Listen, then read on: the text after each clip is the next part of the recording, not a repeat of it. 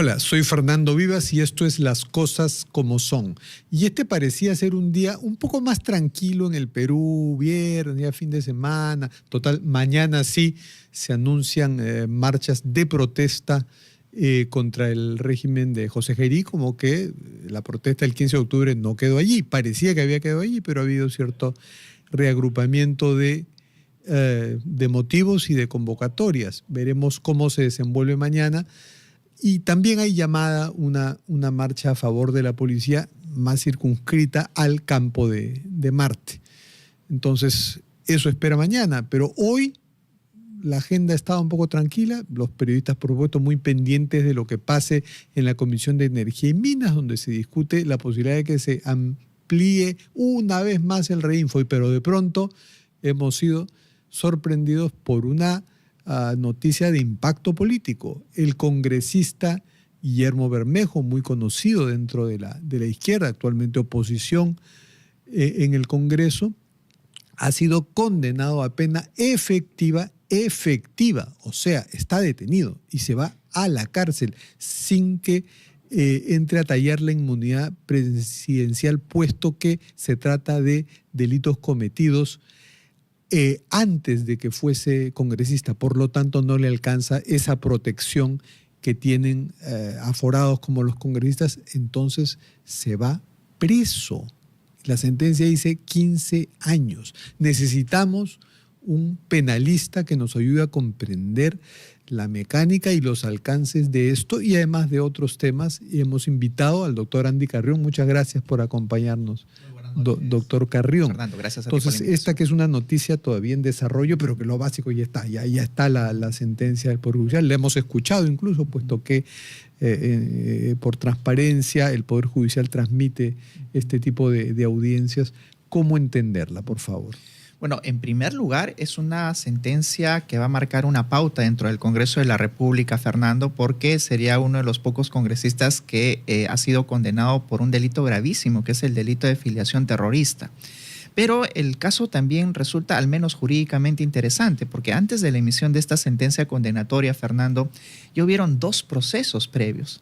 Y en los dos procesos, las salas, que en su oportunidad lo habían juzgado, habían cumplido con absolverlo. Y esta tercera ocasión más bien, ya como has anunciado, pues se ha emitido una sentencia condenatoria que va a implicar que ya se ejecute de manera inmediata. Es decir, ¿Y cómo así se le puede juzgar a una persona 3 veces por lo mismo? ¿Qué bueno, permite son eso? incorrecciones propias de nuestro sistema jurídico. Recordemos de que esta sentencia que se le ha impuesto el día de hoy a Guillermo Bermejo es una sentencia que se da con un código anterior, con un código antiguo, ¿verdad? No es el nuevo Código de Procedimientos Penales, en el cual implica, por ejemplo, que si una persona obtiene una resolución, sea esta a favor o en contra, es decir, absolutoria o condenatoria, puede interponerse un recurso de nulidad. Y este recurso de nulidad es finalmente evaluado por una sala, que sería la sala transitoria de la Corte Suprema. La Fiscalía es la que ha interpuesto un recurso Y en de este nulidad. caso, como a la Fiscalía no le favorecieron previamente estas dos decisiones a favor de Guillermo Bermejo, pues interpuso 2 veces recurso de nulidad, que fueron analizados en su oportunidad, Fernando, por la Sala Penal Transitoria de la Corte Suprema. Y en estas 2 ocasiones la Corte Suprema halló algunas nulidades, ¿verdad? Algunas irregularidades que se habían dado. Y para interponer esos recursos de nulidad es que se hace una revisión de todo el proceso y dicen, no, acá no ha habido un debido proceso y han afectado nuestros intereses como Fiscalía de acusar, o también tienen que haber pruebas nuevas. No necesariamente. Las pruebas que se actúan son las pruebas que se han actuado durante el juicio. Digamos, no hay una oportunidad de una prueba nueva cuando esto es analizado ya por la Corte Suprema. La Corte Suprema analiza únicamente el íntegro del caso que fue evaluado en una primera instancia. Es por eso que en algún momento Guillermo Bermejo, cuando dio una declaración, dijo que con las mismas pruebas era muy complicado de que puedan ahora llegar a una conclusión distinta, que ahora hemos observado que es más sí bien es cierto que hay algo distinto, pues más allá de los razonamientos jurídicos, que los de esta sala que lo ha condenado a pena efectiva pueden haber sido razonamientos más complejos, más sustentados, argumentados y elaborados que los de las 2 primeras salas, es que ahora Guillermo Bermejo es un personaje importante en el Congreso y fue incluso un personaje importante en el Poder Ejecutivo cuando Pedro Castillo gobernaba. Él tenía mucho ascendiente sobre Pedro Castillo, ¿no? Entonces esto, por supuesto, ha hecho que la sala, podemos presumir, haya sido más cuidadosa, más celosa al razonar su fallo? Yo creo que la sala ha seguido los lineamientos que en su oportunidad la Corte Suprema ha establecido para la realización de un nuevo juicio. No es baladí el hecho de que la sala haya anulado ya en 2 ocasiones 2 sentencias previas, Fernando. Con lo cual, al menos de la lectura que ha adelantado el día de hoy la sala, se puede advertir, por ejemplo, la existencia de testigos, de colaboradores eficaces, de la trazabilidad, por ejemplo, de la presencia de Guillermo Bermejo en algunos encuentros promovidos por Sendero Luminoso. Todo ello, al menos es de lo que ya se aprecia del adelantamiento de la lectura, elementos importantísimos, incluso la sindicación de algunas personas que habrían participado en estos hechos. Ahora, esto es una primera instancia. Esta es una primera instancia. Va a haber una apelación de todas maneras. De todas maneras. No lo podemos dudar. Su abogado, el doctor Ronald Atencio, que además es peleonero, de hecho que ya estará apelando, pero sin embargo es una pena efectiva. O sea, la sala ha podido también, bueno, ha podido absolverlo también, ¿no? Pero ha podido hacer lo que se hace en otros casos, que es dictar una pena de prisión, pero suspendida hasta que una segunda instancia la confirme. Pero no lo ha hecho así. Pero no lo ha hecho. Existen 2 posibilidades. La regla general, la regla ordinaria, Fernando, es de que las sentencias condenatorias deben ejecutarse de manera inmediata. Es decir, si hay una sentencia condenatoria de 15 años, pues debe ir a prisión. Pero existen también excepciones a la regla, ¿no? Atendiendo, por ejemplo, a su sometimiento al proceso, a la colaboración con la justicia, que son evaluadas también por el tribunal y que, sujeto a ello, pues simplemente suspenden la ejecución de la sentencia condenatoria, sujeto a la confirmación por una segunda instancia. Le hago una pregunta un poco difícil porque tiene que ver con doctrina y tiene que ver con todas las consideraciones que entran para un fallo que no puede ser pues ciego a lo que pasa en la realidad, ¿no? ¿Es pertinente que una sala ante un caso como el de Guillermo Bermejo aporta de un proceso electoral en el que él ya no era, porque ya no puede serlo, precandidato de una alianza Venceremos, ¿no? Vicente Alanoca por Nuevo Perú y él por su partido Voces del Pueblo. Lo más probable es que iba a ganarlo Vicente Alanoca, pero bueno, ahora ya Vicente Alanoca se casó y va a ser el candidato de esa alianza. Es pertinente como un razonamiento válido que unos jueces digan podríamos declararlo culpable y suspenderle la pena hasta que una segunda instancia se pronuncie, pero en ese lapso este señor se va a inscribir como precandidato en unas elecciones internas para de su alianza electoral para el 2026. Entonces es mejor que cortemos esa posibilidad. ¿Ese razonamiento sería válido? De ninguna manera, porque cada uno tiene sus competencias. Lo que sí puede hacer el tribunal, excepcionalmente, suspender la ejecución de la pena, pero no entrometerse en la aplicación de otras normas que implican, por ejemplo, el proceso electoral, Fernando. De hecho, existe una norma específica, muy específica, en la cual ya inhabilita de por sí a todas aquellas personas que hayan sido condenadas por delitos, entre ellos el delito de terrorismo. Ello significa que ya electoralmente él no puede participar en las elecciones. Por principio y por prudencia, si yo le preguntara a los jueces van a decir, no, eso no lo consideramos nosotros. Sí, no tendrían por qué hacerlo porque ellos solamente se han pronunciado acerca de la inocencia o de la culpabilidad. Y entre ellos podrían haber diferido la ejecución de la sentencia condenatoria, pero ya los cánones propios de la participación electoral, de la inhabilitación, corren a cargo más bien de otras entidades. Ahora, ¿es correcto, coherente con toda la doctrina penal que delitos como terrorismo o pertenencia a un partido terrorista, que en este caso también hay que hacer la tingencia, que la habrá tenido mucho cuidado al hacerla la sala, Sendero Luminoso ya no es el que había cuando Abimael Guzmán estaba al mando, ¿no? De lo que se le condena a Bermejo es haber estado asociado a los remanentes de Sendero Luminoso en el BRAEM, que solo tenían dominio en ese territorio. Por ejemplo, dicen expresamente las reuniones con los hermanos Quispe. Los hermanos ¿no? Quispe Palomino, que Quispe eran, Palomino, porque ya... pero los remanentes, ya no son digamos los que mismos. ahora habían tomado ya gran parte de la organización. Y también reuniones, y así lo dice la propia, bueno, el adelanto de la sentencia, ¿no? Reuniones con personas que tenían esta ideología de Sendero Luminoso. Entonces, digamos, esa pertenencia a los remanentes es lo que precisamente está siendo tomado en cuenta por esta sentencia condenatoria. Ahora, tiene que seguir su curso.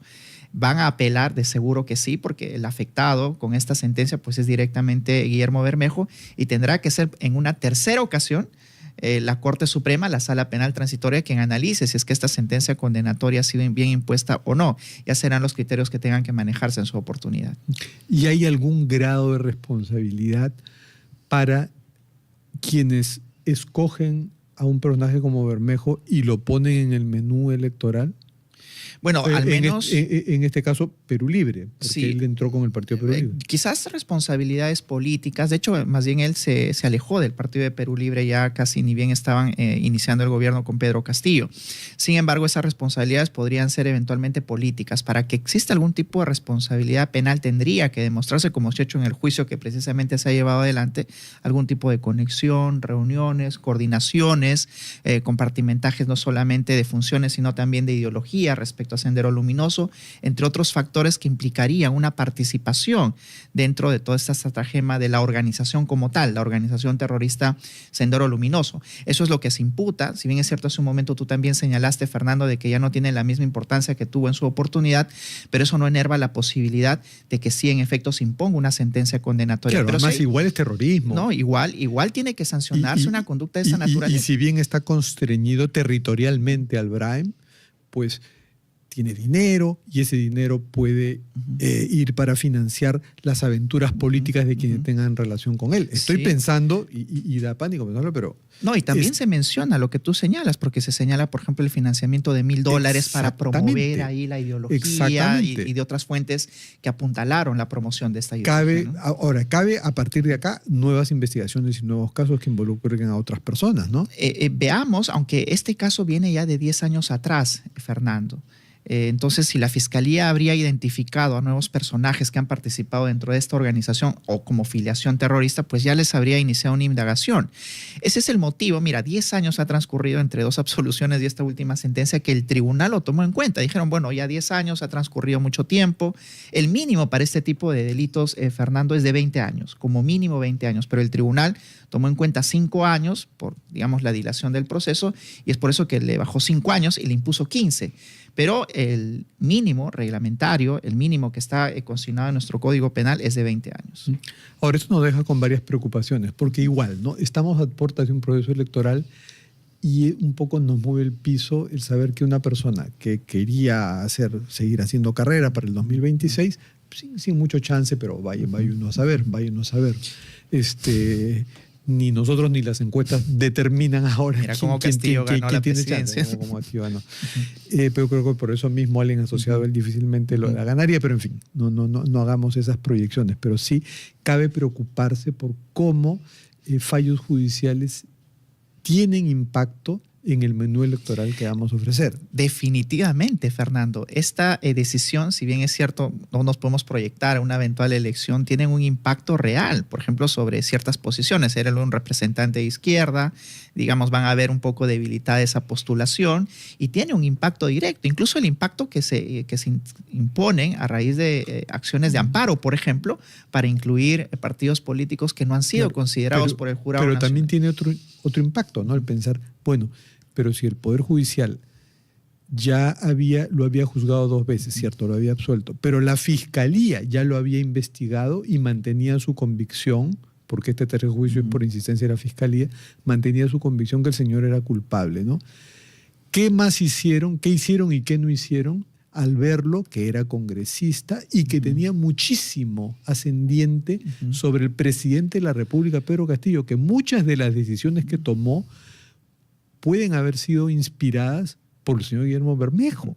Tenía una ascendencia, yo diría, muy cercana con el presidente Castillo en su oportunidad. Todos lo advertíamos, él públicamente lo señalaba, algunos ¿verdad? ministros y algunas decisiones Claro estuvieron sí. inspiradas con Entonces, él. bueno, habrá adoptado algunas de los pensamientos que tuvo y materializados Entonces, en ¿qué hizo la elección de Fiscalía funcionarios? respecto a esto, ¿no? Tenemos investigado a una persona, incluso ya le hemos logrado procesar 2 veces y ahora vemos que tiene esta importancia en la toma de decisiones máximas del poder. ¿Qué más hacemos? Tú preguntabas algo interesante, Fernando, acerca de la influencia también de las decisiones judiciales en el quehacer político. Y yo creo que también la política o su ejercicio tiene ciertos límites, ¿no? Los límites, por ejemplo, se transgreden cuando uno ya se afilia a un pensamiento que intenta subvertir el orden constitucional, una organización terrorista, por ejemplo. Y es ahí donde el Poder Judicial, querramos o no, también tiene que poner orden sobre la práctica política en atención a que se deban de garantizar también, los principios y también una constitucionales. reflexión sobre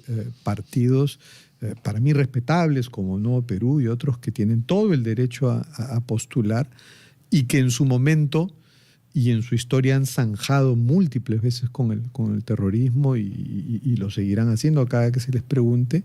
Y ahora dicen, no, fuerza, compañero, solidaridad, compañero, la derecha lo quiere sacar, pero también tiene que haber una reflexión y una responsabilidad sobre, caramba, nosotros hemos zanjado doctrinariamente con el terrorismo y no evaluamos bien que detrás de esos juicios en los que se les olvidó algo había. No, claro que sí. Y yo creo que hay que aceptar de todas partes las decisiones judiciales, Fernando. No solamente vamos a aceptar aquellas decisiones judiciales que desfavorecen a los contrincantes políticos y luego no aceptarlas a las que desfavorecen a los propios partidos que promueven precisamente estas candidaturas.